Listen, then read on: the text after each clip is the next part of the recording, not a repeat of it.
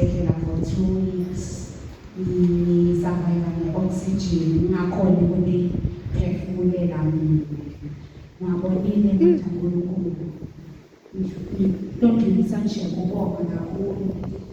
Ngisesenesibhedlela.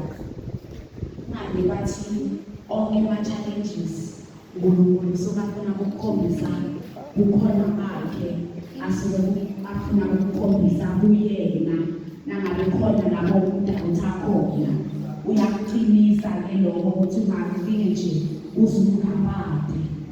Mina ngibazalwane bengisabayela nge-oxygen khona esibhedlela. Kwaba khona lenye nje isanding aba-critical kakhulu kwadingeka ukuthi bayokufaka i-ICU. Abe bafona bebeva ukuthi hhayi lo mphefumulo uyaphela vele nje akakhoni. Nabe bakhona kufika bebabona ukuthi uphelele nje khona lapha. Haleluya. Ngale Sunday leyo bathi nabamikisa ku-ICU bafake ngempilo zabo ihlale lapho embhedeni leyo sengifakile le mask engqondweni yami ukuthi le baplagile ngiyaphefumula nge-mask.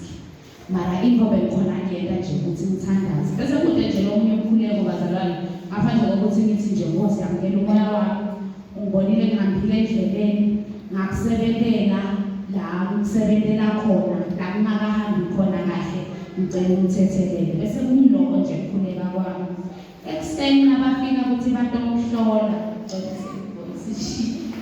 ekuseni mase bafika ukuthi batongihlola labo ngesimbe sebakhuluma ukuthi hawu asikaplagi shuthi le machine abakayi-switch on the whole night bengisurvivela khona lokho iphefumulela. Lokho kwakukhombisa ukuthi uNkulunkulu kahle hle ungikhombisa lokho ukuthi le machine le ayinamandla njengami. Lesikhathi bona bangisusa ngale bathi critical bangibikise ICU ukuthi vele nje sekubi. Nangifika lapha ngangaphefumuli nangale tindobe bathi bangiphefumulisa ngazo ngaphefumulela mina.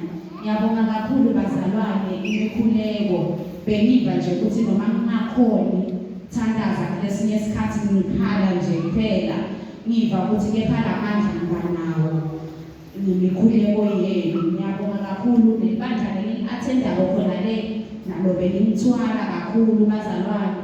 Bayasho bathi-ke na ufike endzaweni kubalulekile sekutshela nebantu abasha labasatophuma emakhaya bahambe bayofunda. Na ufike endzaweni into eyikucala before ufuna abangani ufuna nibani ukhonze kude umndeni kude bangani labangcono lobathola kudlula abazalwane balawo ukhonza khona.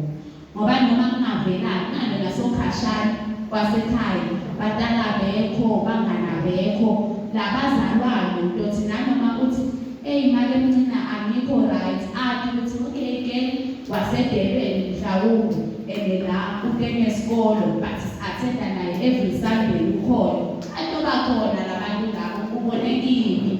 Mina abazalwane balela ngihlala khona njengoba ngingedwana beba almost every day batokhuleka baphatheke nalaba kuphatha kubaluleke kubaluleke kakhulu lokukhulekeshwa nalokho ukuthi ubone ukuthi cha nalo thando la ungakhonzi bakufonele bakubuze ukuthi ngene njani kubalulekile kona lokho. So nawuphuma ekhaya uhamba uyohlala somewhere ukuthi uyafunda noma uyasebenza into eyicala before bangani asifuneni ibandla siyakhonza abantu abasha every Sunday. Hallelujah.